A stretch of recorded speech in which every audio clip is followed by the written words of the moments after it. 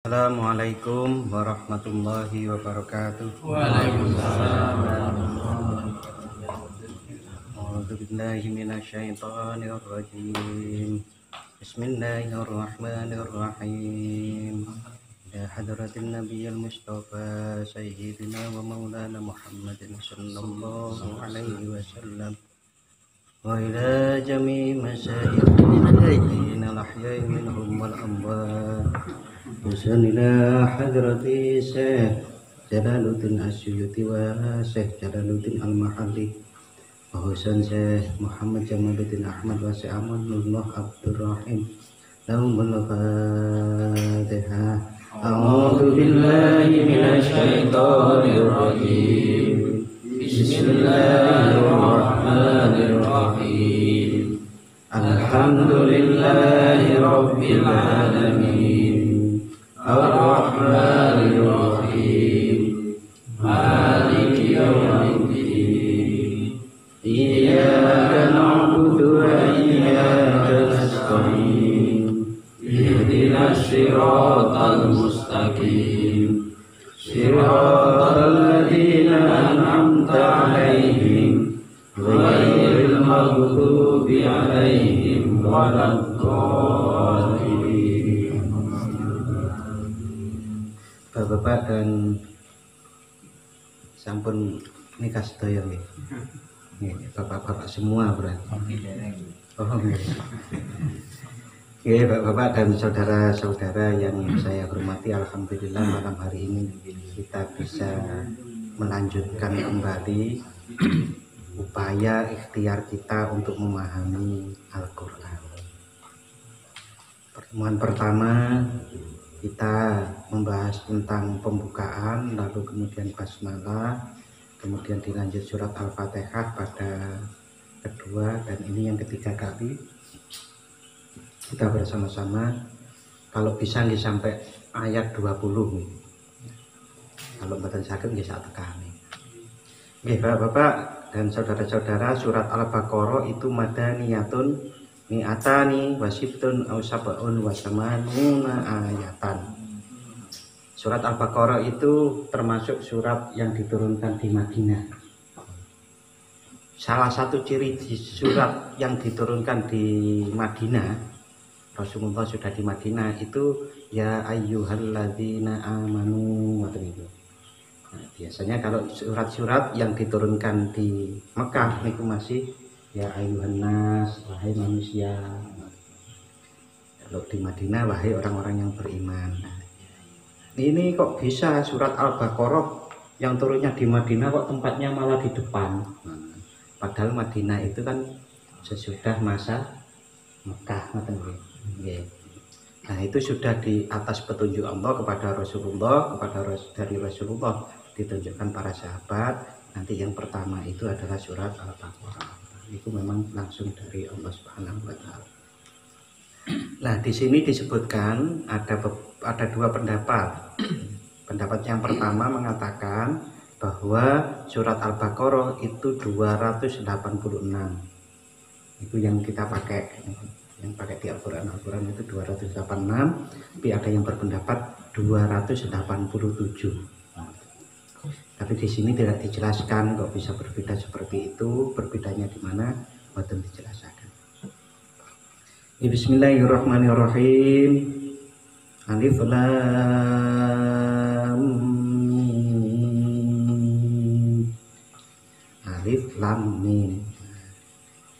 Alif lam mim ini Allahu a'lamu bimuradihi bidzalik. Allah yang maha mengetahui dengan maksudnya alif lam mim. Tetapi kan ada ulama yang berpendapat seperti inilah. Kalau alif lam mim itu yang tahu hanya Allah, mengapa ditulis di Al-Quran, mengapa disampaikan kepada umatnya? Maka ada yang mencoba mengartikan, walaupun di kitab ini tidak ada ya yang menjelaskan. Ada yang menjelaskan alif, lam dan mim. Alif itu Allah, lam itu Jibril, mim itu Muhammad. Jadi dari Allah melalui malaikat Jibril kepada Nabi Muhammad Shallallahu Alaihi Wasallam.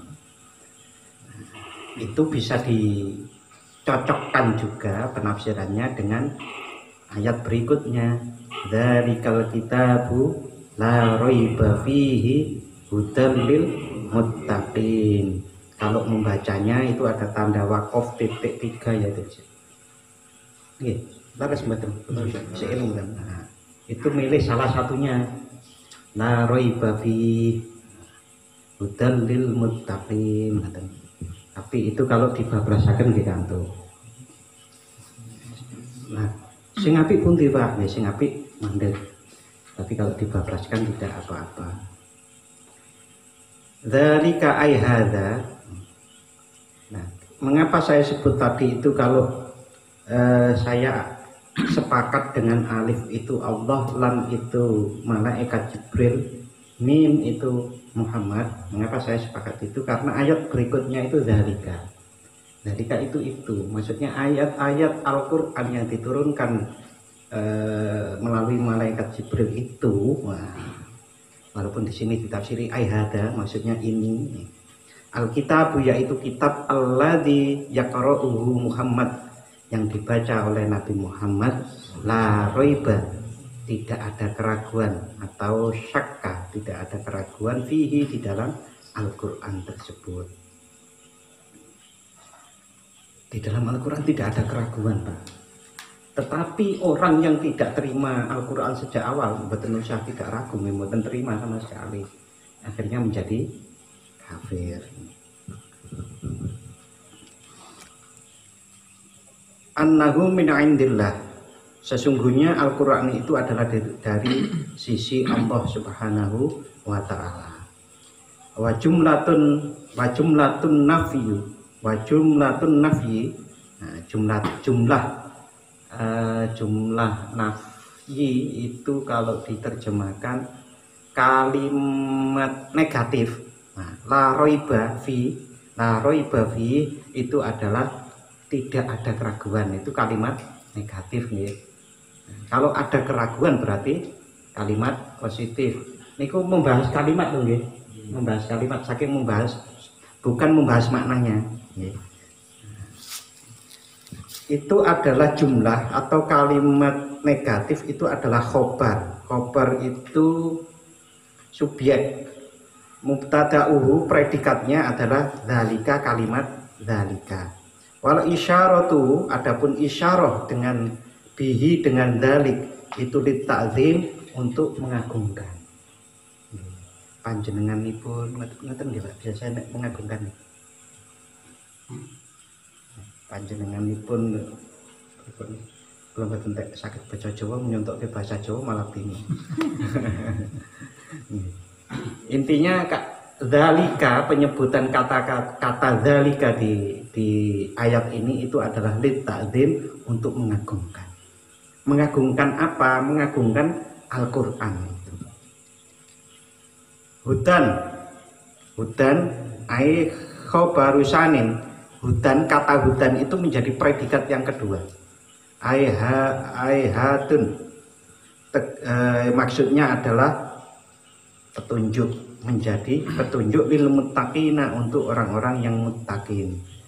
Orang muttaqin itu adalah asyairina ila taqwa, yaitu orang-orang yang menjadi bertakwa dengan bimtisali awamiri wajtina bin nawahi, dengan melaksanakan perintah-perintah dan menjauhi larangan-larangan Allah. Litiko ihim bidzalika annaro, litiko ihim, karena takutnya para orang muttaqin itu, bidzalika, dengan ketakwaannya, takut kepada neraka. Bapak, kalau dipahami sampai ayat ini, maka Al-Quran itu menjadi petunjuk bagi orang-orang yang bertakwa. Artinya kalau belum bertakwa itu sulit untuk mendapat petunjuk dari Al-Quran. Nyatanya banyak orang Islam nopo sudah mendapat petunjuk dari Al-Quran. Paling setitik. Semakin bertakwa seseorang, maka semakin banyak nilai-nilai Al-Quran itu yang menjadi petunjuk darinya. Salah satu contoh Bapak, dalam kehidupan kita sehari-hari, berapa sih dari permasalahan-permasalahan yang kita ada itu kemudian, oh Al-Quran piye ya? saya mau beli emas. Yang bicara tentang emas di dalam Al-Quran, Allah mewahyukannya bagaimana? Ini berapa kali kita itu bilang seperti itu. Oh, ini saya ada masalah tentang pendidikan anak saya. Al-Qurannya bagaimana ya? Ini kan jarang sekali. Walaupun jarang itu bukan tidak ada. Nah, Al-Quran itu menjadi petunjuk bagi orang-orang yang bertakwa. Maka orang-orang yang kurang bertakwa atau bahkan tidak bertakwa sulit mendapat petunjuk dari Al-Quran. Al-Muttaqin itu siapa? Alladzina yu'minuna bil ghaibi wa yuqimuna sholata wa mimma razaqnahum yunfiqun. Yaitu orang-orang yang beriman. Beriman itu adalah yusaddiquna, orang-orang yang membenarkan bil ghaibi, tentang kabar tentang hal-hal gaib. Hal gaib itu apa? Bima ghaba anhum minal bi'sa wal jannati wan nar, yaitu tentang hari kebangkitan, tentang surga dan tentang neraka. Hal-hal gaib niku. Jin niku gaib mboten? Jin itu mboten gaib. Bukan termasuk yu'minuna bil ghaibi niku sanes. Karena di ayat Al-Qur'an di surat An-Naml itu ayatnya saya lupa, itu disebutkan bahwa jin itu sendiri mengakui dirinya tidak mengetahui hal-hal yang gaib. Jin sendiri mengakui dirinya tidak mengetahui hal-hal yang gaib. Berarti jin niku sanes gaib. Sing gaib niku setan, malaikat. Lalu kemudian ya surga neraka. Niki saya bukan berpendapat sendiri. Ini ada berpendapat dari para ulama. Di antaranya yang dawuh seperti itu, bahkan Habib Lutfi menyebutkan alam barzah pun itu bukan termasuk yang disebut gaib di Al-Quran ini. Yang gaib itu ada al-bi'sa, al-jannah, wan nar, hari kebangkitan, surga dan neraka, hari kiamat itu intinya. Wa yuqimuna sholata, orang-orang yang beriman itu adalah yang pertama iman kepada hal-hal gaib, mendirikan sholat. Kok disebut mendirikan sholat? Itu kan sering jadi pertanyaan, ya. Walaupun saya yakin juga sering dijawab. Nah, di sini juga dijelaskan yang namanya mendirikan sholat itu adalah ya'tuna biha bihuquqiha. Artinya melaksanakan sholat dengan melengkapi hak-hak sholat. Hak-hak sholat itu syarat sholat. Nah, sholat mboten kudu kan mboten sah. Nah, salat mboten rukuk, mboten sujud kan mboten sah. Nah, itu hak-hak sholat. Ada satu lagi yang sering dilupakan orang. Apa? Khusyuk itu haknya sholat sebetulnya. Bukan dilupakan orang, banyak lupa atau banyak yang sulit melakukannya. Nah, khusyuk niku kan angel nggih, Pak. Nggih, nggih kula lho kirane nggih jenengan. Kebiasaannya banyak orang niku kilingan yang lain. Padahal nek khusyuk niku nggih, saya yakin panjenengan nggih pernah dikanugerahi rasa kayak begitu itu. Sholat itu iso ayu pingin suwi ngoten nggih kadang-kadang. Tahun wingi berapa tahun wingi. Niku biasanya sampun dikasih pengalaman seperti itu orang itu. Tapi itu kok jarang-jarang ngoten. Biar sering bagaimana? Dicari dulu itu kok iso begitu, itu bagaimana? Suasananya seperti apa? Yang jelas mboten lari-lari. Orang lari-lari itu sholat umpamanya lari-lari gitu malah deg malah mboten kelakon. Khusyuknya sulit. Sehingga Rasulullah di dalam satu hadis menyebutkan kalau sholat itu sudah diqomati, berjalanlah biasa, jangan lari. Ini terhadisnya berjalan biasa, ampun dicepet-cepet ke apakah lagi lari. Ada hadisnya, cuma ngene pundi hadisnya kula nggih tarik. Saya pernah baca dan berkali-kali saya mengisi tentang masalah Jumat di mahasiswa baru. Mahasiswa baru UI itu Pak dipesantrenisasikan. Termasuk materinya itu Jumatan, jadi khotib itu. Nah, saya termasuk dulu mengisi itu dan membaca hadis itu berkali-kali saya sampaikan. Kalau sudah dikomati jangan lari, tapi berjalanlah biasa. Kalau sudah terdengar adzan Jumat terutama, jangan bisnis. Kalaupun adzan mandek. Karena saat orang itu melakukan transaksi jual beli sesudah adzan hari Jumat itu, maka itu berarti melanggar.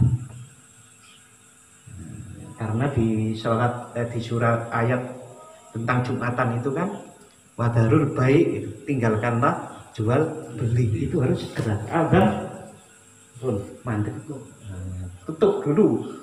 Jumatan ya paling setengah jam kan ya, apalagi sing telat kan belum sampai. Jadi mendirikan hak-haknya sholat. Wa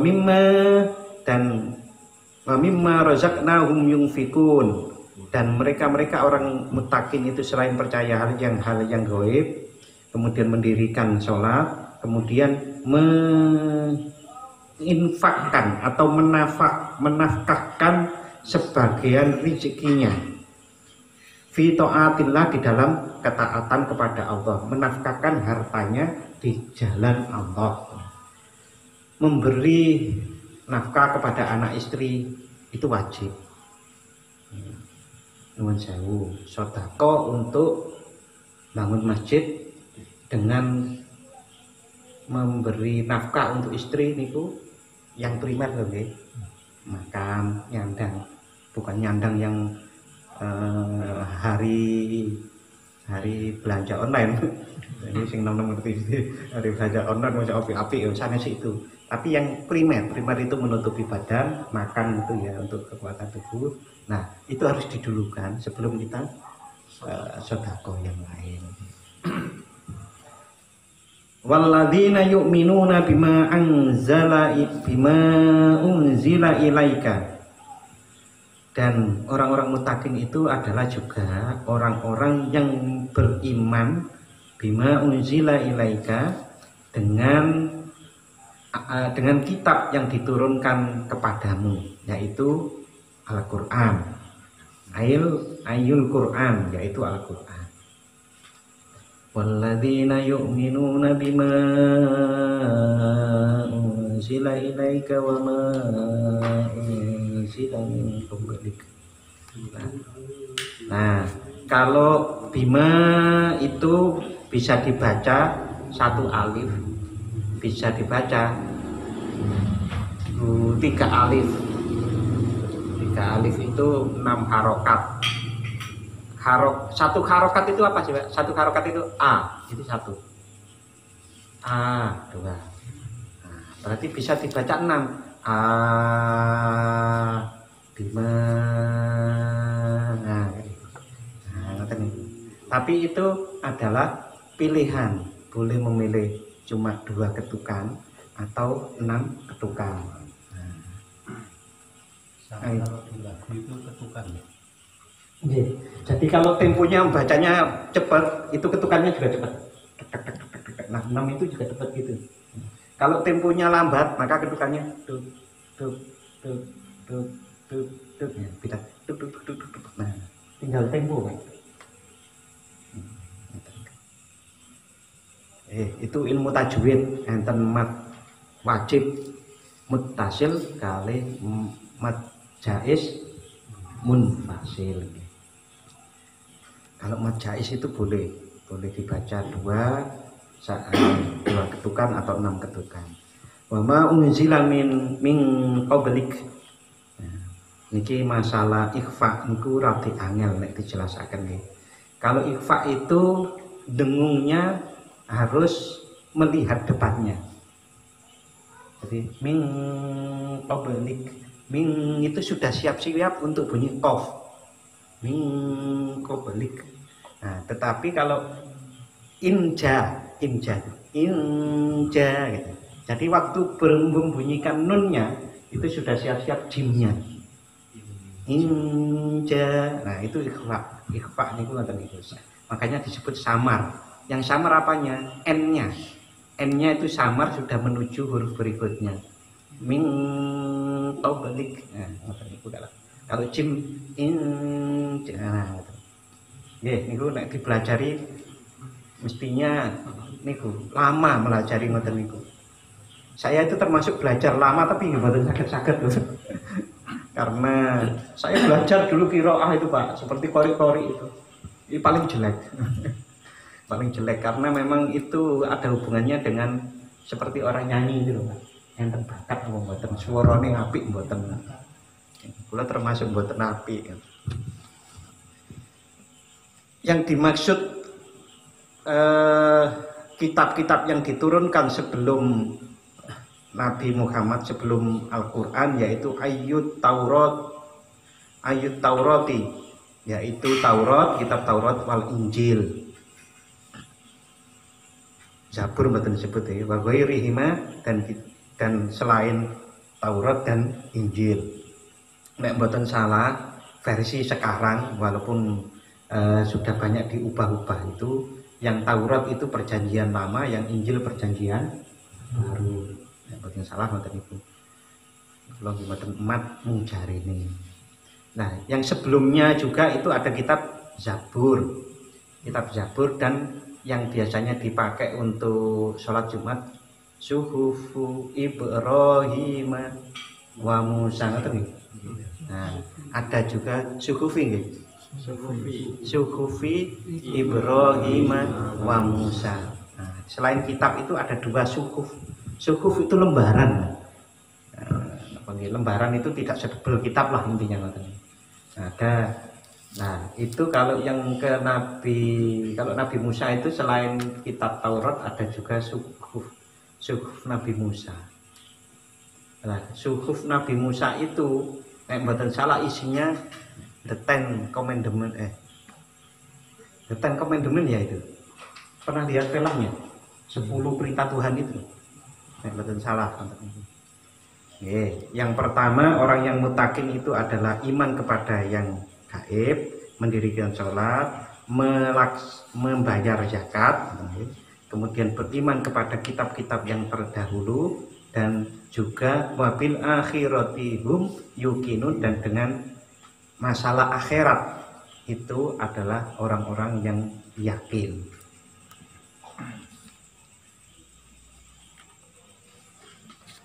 Orang-orang yakin, ya'lamuna. Nah, ya'lamuna iki tulisannya nggih mriki nggih disebut orang-orang yang mengerti, memahami tentang kabar tentang akhirat. Ulaika, mereka-mereka itu yang disebut dengan sifat-sifat tadi itu, al-mausufuna bima dzukir, yang disebut bersifat yang disebut tadi, ala hudan. Mereka itu adalah orang yang sudah di atas petunjuk min rabbihim, dari Allah, dari Tuhan mereka. Wa ulaika humul muflihun, dan mereka-mereka itu adalah orang-orang yang beruntung. Al-faizuna, yaitu orang-orang yang beruntung, bil jannati, dengan surga nanti, an-najuna, yang selamat minan nar, dari neraka. Ini penjelasannya nggih. Jadi Bapak seringkali orang itu kan, wah aku baru oleh petunjuk, janjane petunjuk kita hidup itu pun gini Al-Quran sedoyo loh Pak. Cuma biasanya mengapa orang-orang itu perlu untuk satu istikharah. Istikharah kan juga untuk mencari petunjuk. Lalu kemudian orang-orang yang sering mendapatkan masalah abu-abu. Masalah abu-abu ini kok buatan hitam putih Pak. Masalah hitam putih ini kan ketok nyolong salah ngoten nggih. Nek salat yo api ngoten. Nah, masalah abu-abu ini kan umpamane iya aku ada masalah gimana ya? Nang kantor itu ono barang sing wis dibuang. Dalam mboten sampai ngoten niku. Mboten sampai pada subhat. Tapi memang sulit untuk memutuskan itu. terutama kehidupan yang interaksinya dengan orang lain, Pak. Suami dengan istri, lalu dengan anak. Itu kan kadang-kadang masalah itu kan jadi perencau-perencau nih. Nah, maka kadang-kadang memerlukan petunjuk. Ngeten mawon. Anakku iki tak sekolahke nang ndi ya. Niku mawon kan pun angel mikir, Pak. Itu ana duit 50 juta itu tak investke apa tak tukoke tanah apa tak tukoke mobil. Ana wae. Niku kan abu-abu tuh, Pak. Niku abu-abu masuk kula ngoten niku, Pak. Abu-abu niku. Sanes syubhat dalam pengertian yang jenengan sebutkan. Niku abu-abu. Nah, kita perlu sholat istikharah. Apalagi yang belum nikah itu milih bojo wangel tenan. Orang nikah Mas. Pernah. Oh, sampun tak kira urung. Kira urung isi Joko ya. Baru 3 anaknya. Belum hidup.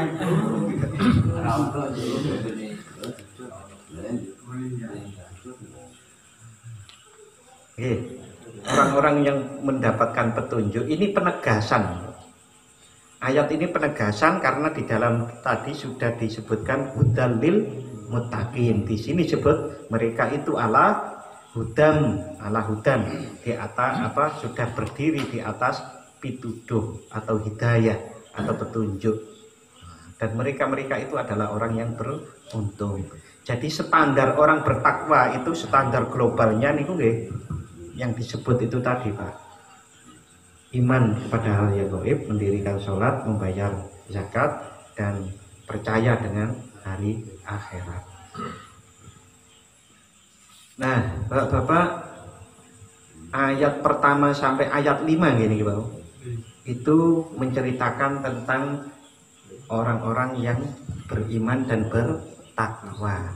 Nah, ayat berikutnya itu saya hitung itu 6 dan 7 sepertinya. Ayat 6 dan yang 7 itu menceritakan tentang orang-orang kafir.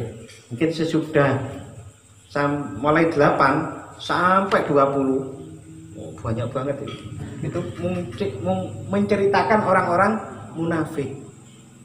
Nah, munafik niku nggih seperti saya sebut tadi abu-abu.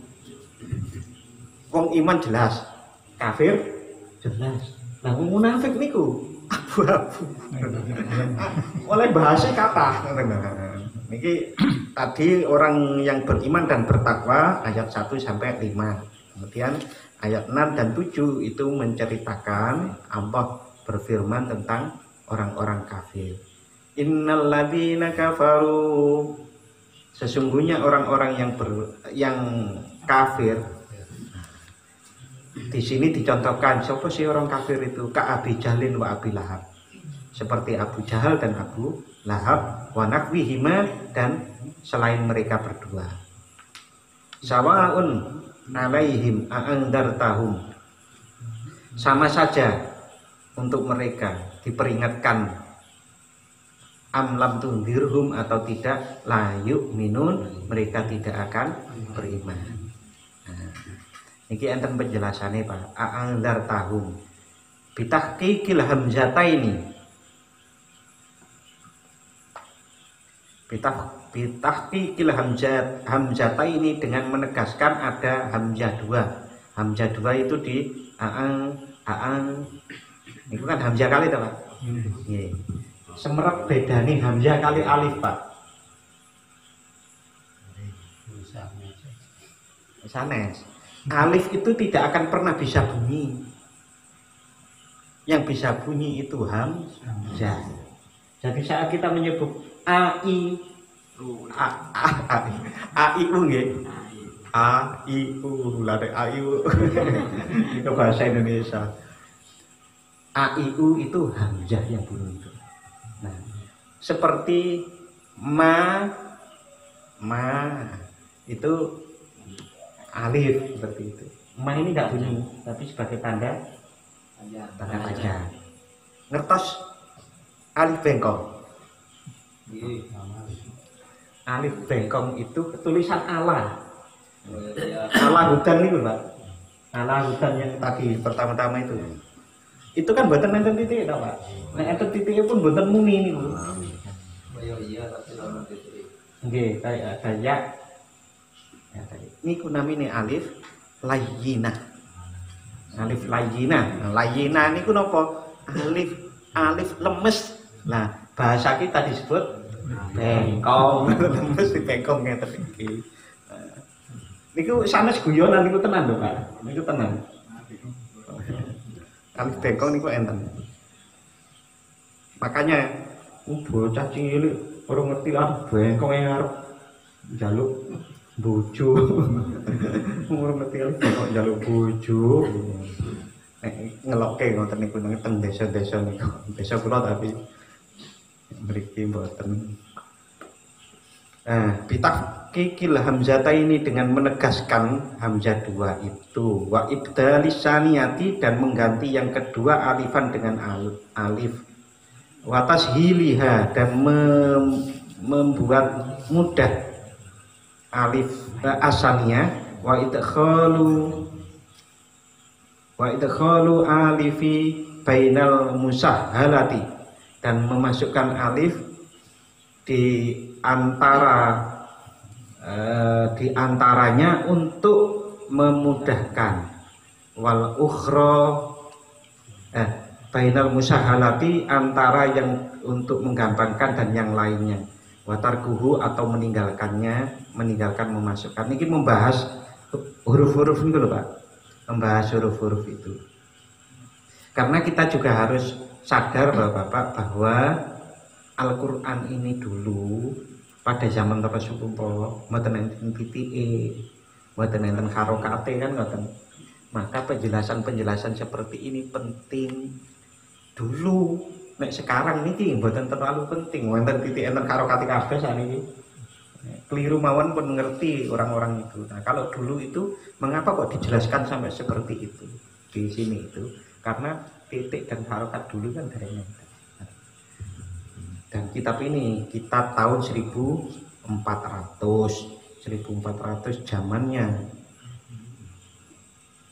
zamannya Majapahit mau hancur gitu mau bukan hancur mau ganti Demak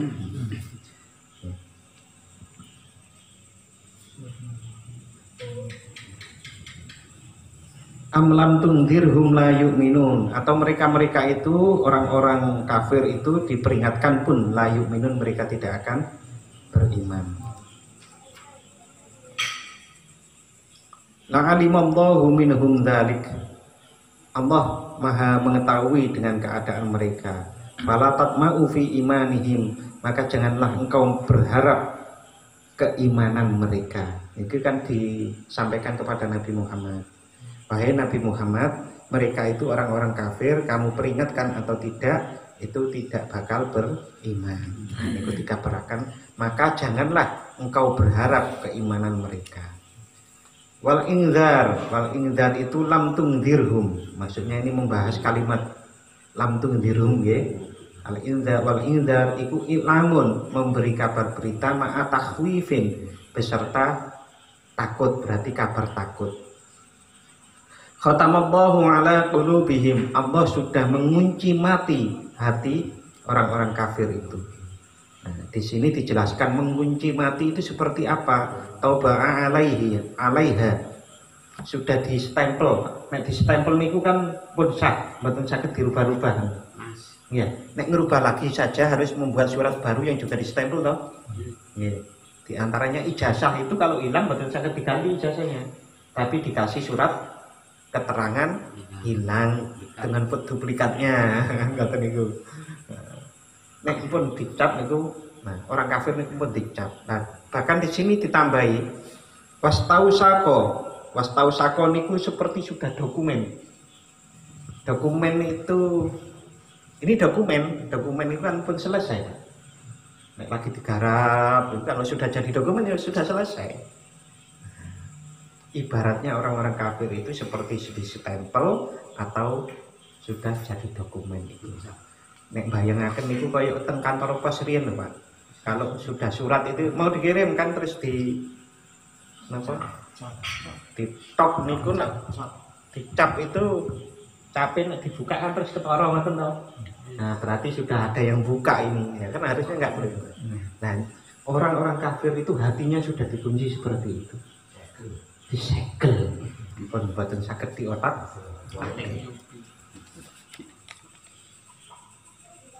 Fala yadkhuluha khairun, maka tidak bisa masuk ke dalam hati orang-orang kafir itu kebaikan. Wa ala sam'ihim, dan di atas pendengaran mereka,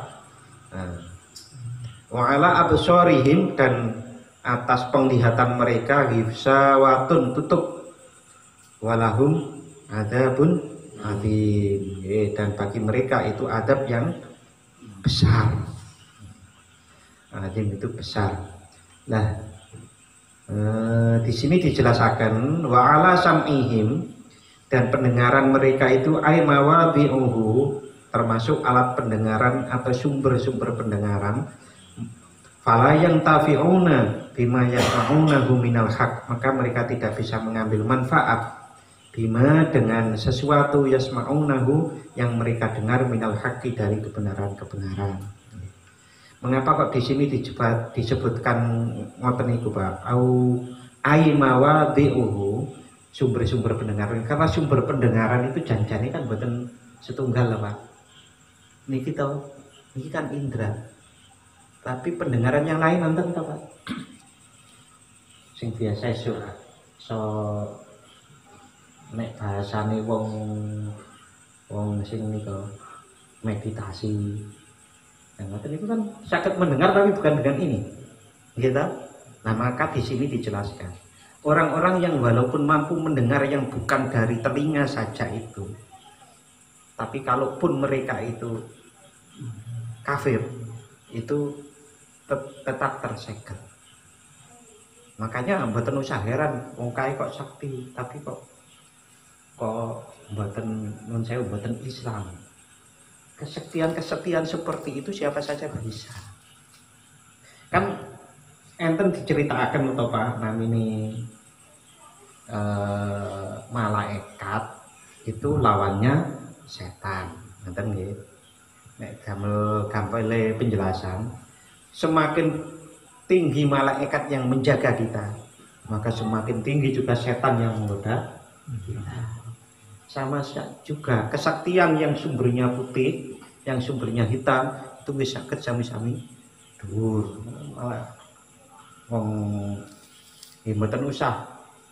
Standar kebenaran itu bukan ditentukan kesaktian, intinya itu saya ingin bilang itu. Maka nek wonten wong kok nganeh-nganeh, tapi kok terus nggodho-nggodho, ngejak-ngejak sing mboten bener luar sampai dari agama, ampun dipercaya, karena standar kebenaran bukan kesaktian. Standar kebenaran yang pasti itu niki Al-Qur'an. Nah, tinggal kita harus memahaminya agar mampu untuk mendeteksi itu. Nggih, mungkin bagi kita boten enten sing kudu ngoten-ngoten iku. Tapi kalau sudah masuk umpamanya di daerah-daerah yang penuh dengan itu niku nggih enten Pak, daerah-daerah ngoten niku. Termasuk masuk teng pedalaman suku-suku yang masih itu ngoten-ngoten niku kuatah. Apalagi teng Kalimantan dan ceritane ngoten niku kula mboten pernah. Kula sih cuma kalau percaya kan yang cerita niku lho. Kula ceritakan malih. Kula percaya kali guru kula ngene lho. Maksudnya tafsir iki Al-Qur'an iki kula ceritakan sak ninggal jenengan. Kula nggih dereng tau ngerti kok surga kali neraka iki. Kula ceritakan. Karena kula percaya dan saya yakin kebenaran Al-Qur'an. Dan saya sudah mencoba menganalisisnya, mencoba membuktikannya bahwa Al-Qur'an itu adalah benar-benar benar itu benar-benar benar.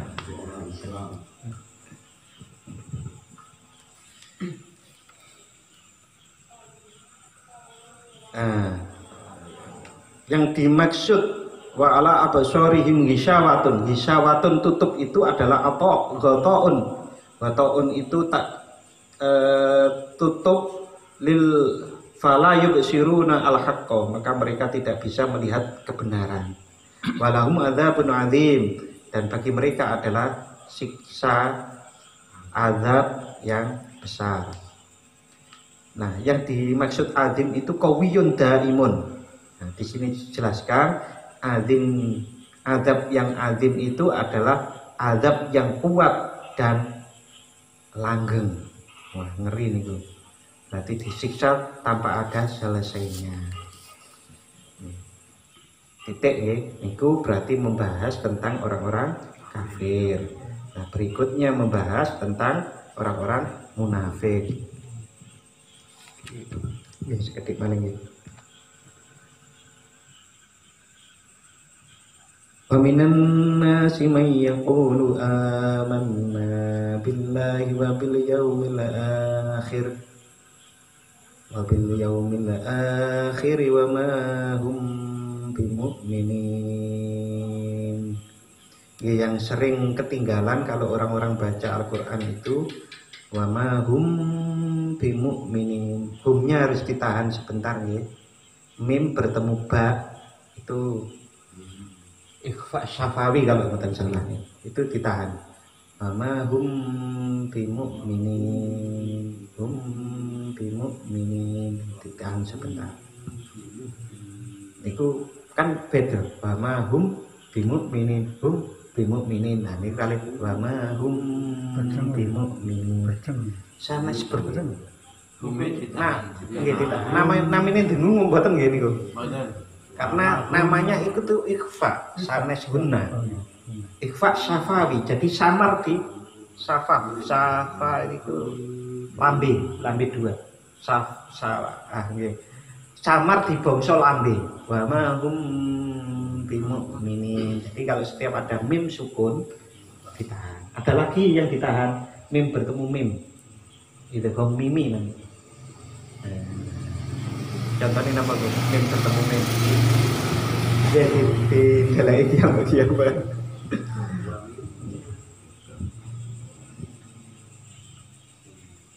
Yang kalau disebut wabil yaumil akhir dengan hari yang akhir itu yang dimaksud adalah yaumul qiyamah. Maksudnya adalah hari kiamat.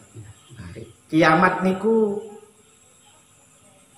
kiamat itu sama dengan kalimat nih lho Pak, mendirikan sholat. Wah, ini mendirikan sholat tadi disebut yuqimunas sholata. Nah, kalau kiamat itu disebut yaumul qiyamah. Kiamat itu adalah hari kejadian, hari terjadinya lah. Jadi hari terjadinya hari akhir itu. Niki pun bonus loh Pak. Kita ini kan pun bonus 8 tahun toh. Menurut orang-orang yang mengatakan kiamat terjadi tahun 2012. Kan itu tadi sampai filmnya kiamat 2012 ya. Menurut mereka kita sudah bonus 8 tahun. Tapi karena kita juga ya nggak ngikuti mereka. Kenapa? Ngobrol-ngobrol ngomong 2012 bonusnya sudah 8 tahun. Wa ma hum bimu'minin, dan mereka itu tidak akan beriman. Ru'ya fihi makna man. Nah, dijaga di kalimat ini ada kata-kata man. Wa ma hum batannya tadi. Paminan nasiman. Oh niku man niku. Mayyaqulu yang dijelaskan itu dijaga dengan domir. Nggih.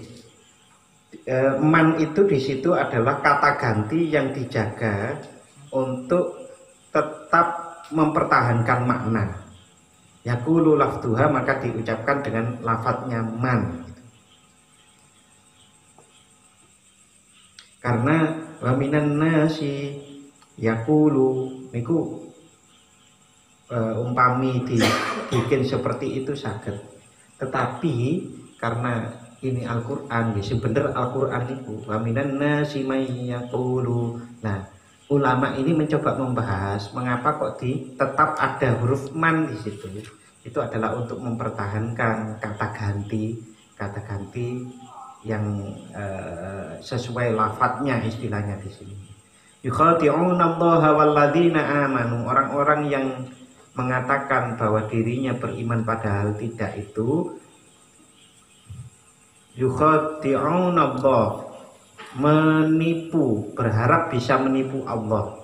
Walladzina amanu, dan menipu orang-orang yang beriman. Cara menipunya bagaimana? Biidhari khilafi ma abtanuhu, dengan menampilkan perbedaan yang lahir dengan yang batin, yaitu minal kufri, dari kekufuran mereka, liyadfa'u anhum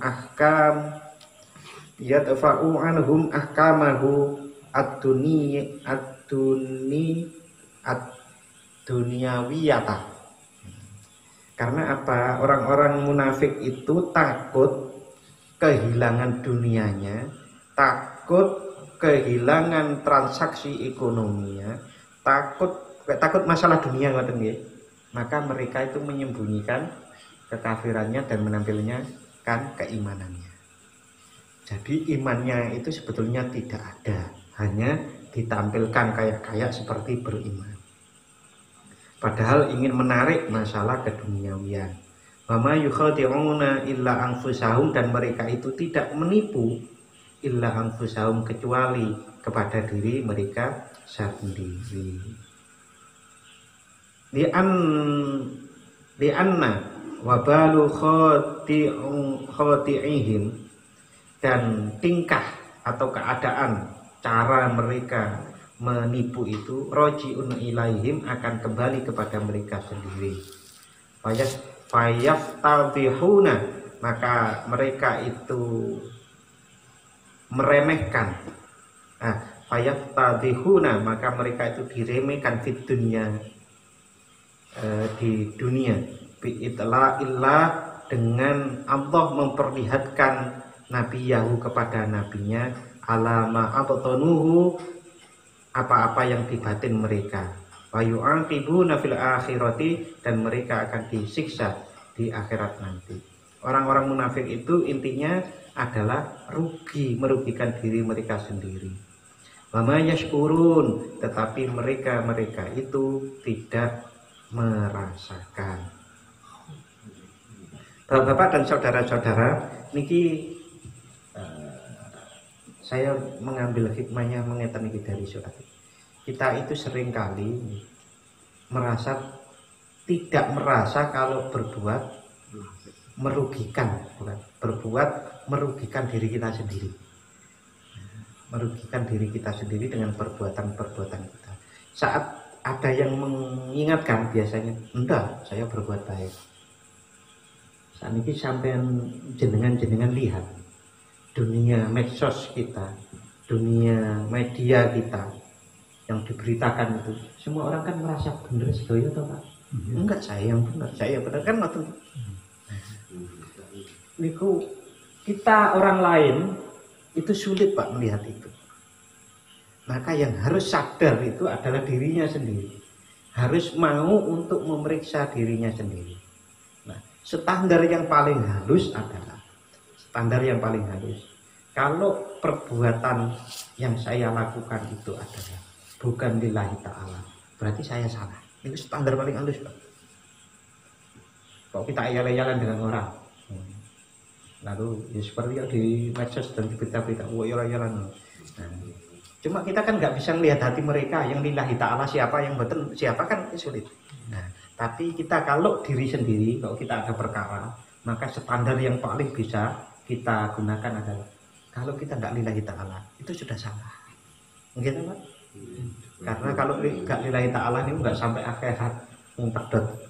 Nah, lillahi ta'ala itu menurut Imam Ghazali itu bisa dimaknai 3. Kita sholat itu kan lillahi ta'ala tuh. Nah, tingkat lillahi ta'ala itu saged dibedakan menjadi 3. Yang pertama adalah lillahi ta'alanya orang yang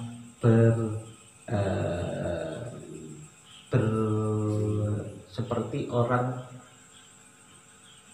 seperti kalau zaman dulu budak itu kalau nggak digepuk maka nggak mau jalan. Nah, kalau kita itu kalau nggak dihukum nggak mau lillahi ta'ala, berarti takut hukuman tuh kita.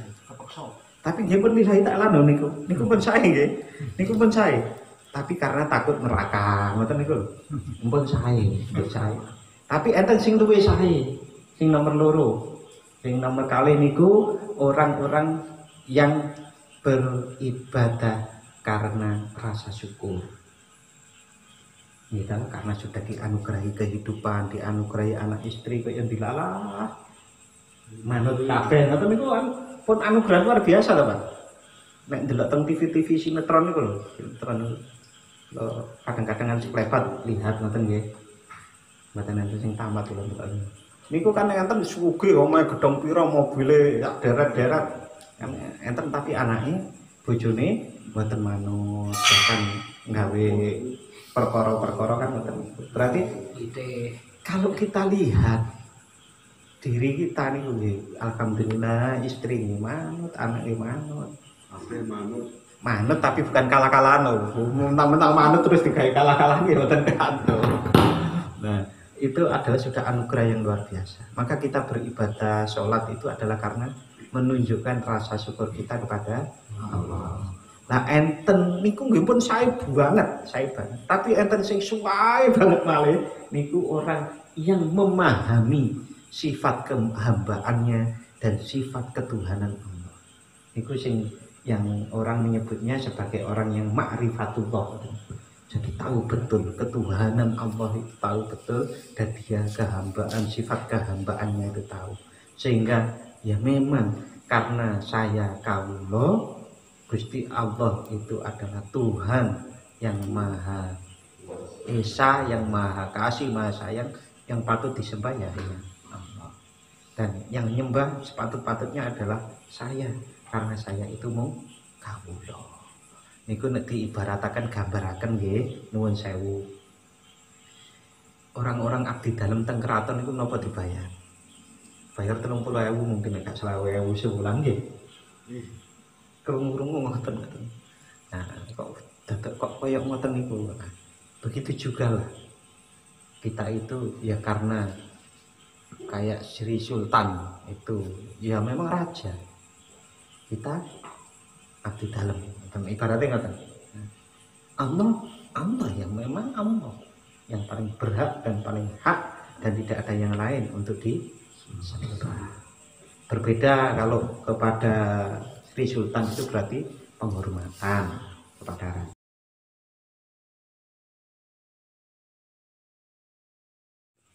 Kalau saya itu ditanya masalah dalil itu paling tidak ngerti sama sekali dalilnya.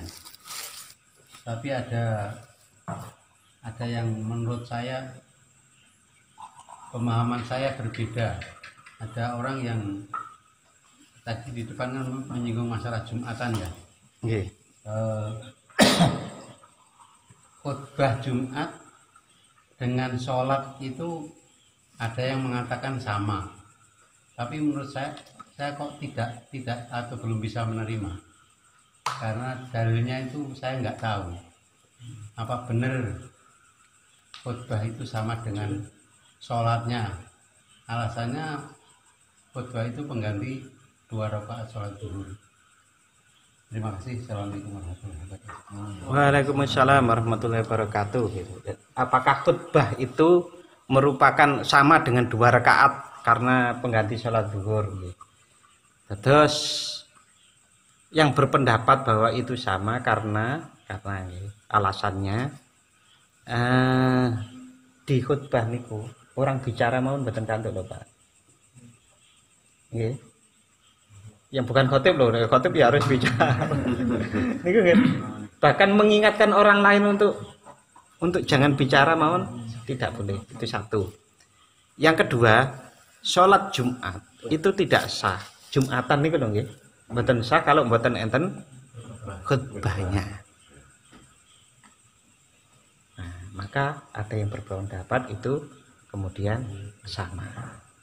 Nah, maka bagi khotib-khotib yang sering khutbah, kalau khutbah jangan diakhiri dengan salam. Mantun khutbah niku lho. Sak derenge ngimami, ampun salam. Salam mungkin dados setunggal kali salamnya. Salat niku. Nah, itu yang berpendapat bahwa 2 rakaat khutbah itu adalah bagian ya seperti sholat itu. Bahkan kita memakan dengan sengaja pas waktu khotib waktu khutbah niku mboten kantuk. Lah saya malah tidak menemukan alasan, belum menemukan paling tidak kalau itu tidak dianggap bagian dari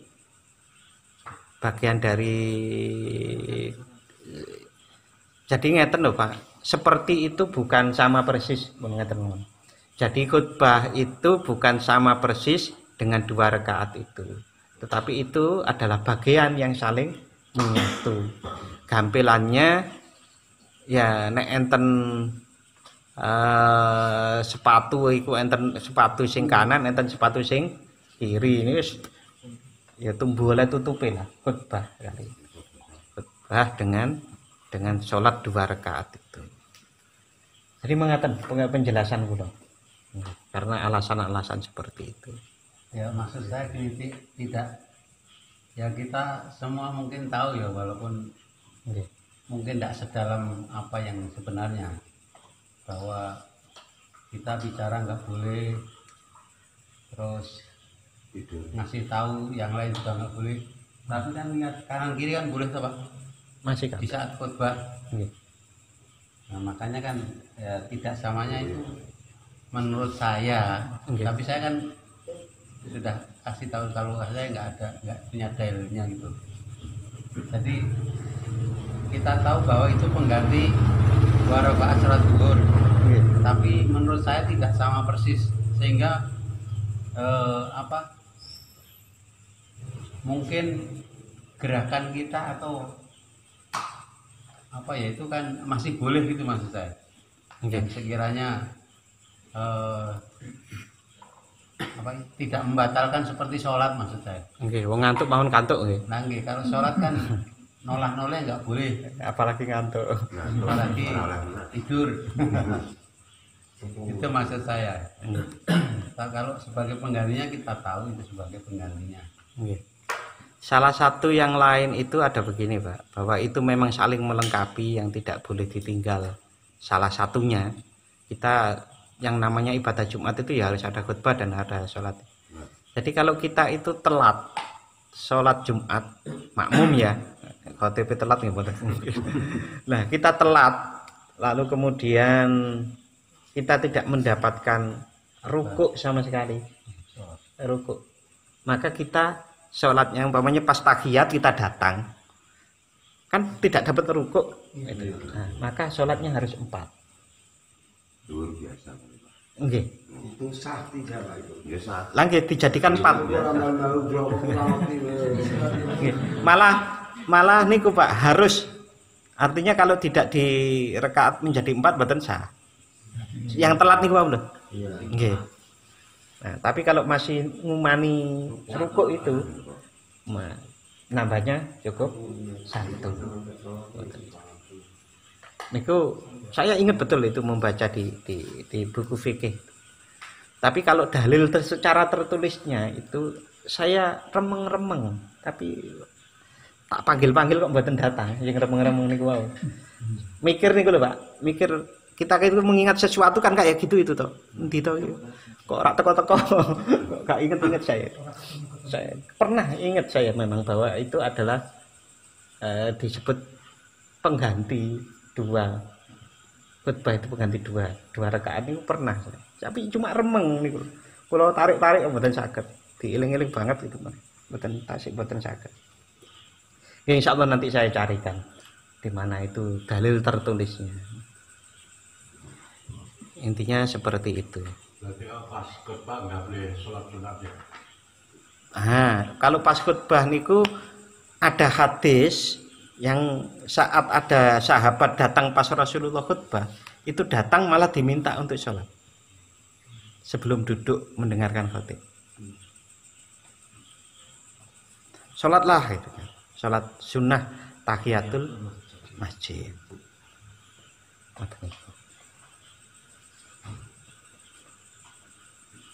Nah kalau Pak ngeten nggih, seperti saya jelaskan di pertemuan pertama dulu nggih, pertemuan pertama di ngaji ini tempat Pak Gio. Nggih. Yang namanya fikih itu cabangnya banyak. Cabang kali apalagi sudah ranting ini semakin banyak lagi nih. Nah, bahkan kita mengenal di dalam bidang fikih itu ada madhab, ada tujuh madhab, yang terkenal 4 itu Imam Malik, Imam Syafi'i, Imam Hanafi, dan Imam Ahmad. Dan itu sebetulnya guru ke guru ngoten niku. Jadi itu punya hubungan keguruan. Maka kalau di dalam bidang fikih perbedaan itu pasti banyak. Termasuk tentang tadi jenengan menceritakan tentang orang tolah-toleh niku nek teng Mekah niku wong tolah-toleh salat niku kata banget, Pak. Niku nggih. Karena kalau di madhab Imam Syafi'i bergerak 3 kali berturut-turut dalam sholat niku batal sholatnya. Niku kan nek wong Arab niku gerakane malah sak-sake perasa kula niku. Saya sing ngene kurang apik ngene wis macam-macam nih. Nah, nggih. Artinya perbedaan bidang fikih itu bahkan disebutkan oleh para ulama membuat kesimpulan ikhtilafu ummati rahmatun. Rasulullah dawuh ngoten bahwa perbedaan dalam tanda kurung masalah fikih itu adalah rahmah. Rahmah itu adalah keleluasaan yang mengandung kasih sayang. Mboten napa-napa krana di antaranya kalau tidak leluasa seperti itu, nek sempit orang itu malah susah. Sing penting setiap orang mempunyai patokannya sendiri yang bisa dipertanggungjawabkan. Termasuk tanya dasar niku, Pak. Dasari nopo lah niku. Agar kita tahu bahwa kok bedong ini. Oh, dasare itu. Sing kono dasare itu. Oh, kono punya dasar, sini punya dasar. Nah, ya wis, kita enggak apa-apa. Jangan mudah menyalahkan orang ya. Nggih, jangan. Karena apa? Nggih, menyalahkan orang itu nanti akhirnya bisa memecah persatuan yang sudah ada, dan itu lebih parah. Akibatnya ini lebih parah. Nah, niku sampai kalau ulama-ulama dahulu itu Bapak mau menyalahkan orang niku mikirnya 100 kali. Kita itu kan mengenal berpikirlah 2-3 kali kan. Ulama dulu itu mikirnya 100 kali kalau mau menyalahkan orang. Nah, maka bahasanya itu bukan menyalahkan. Tabayun dulu, ngobrol dulu, ngopi dulu, ngeteh dulu bareng-bareng niku lho. Niku paling penting.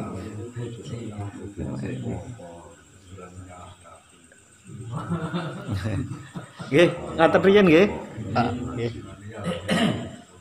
Sampun cekap nggih. Nggih, cekap.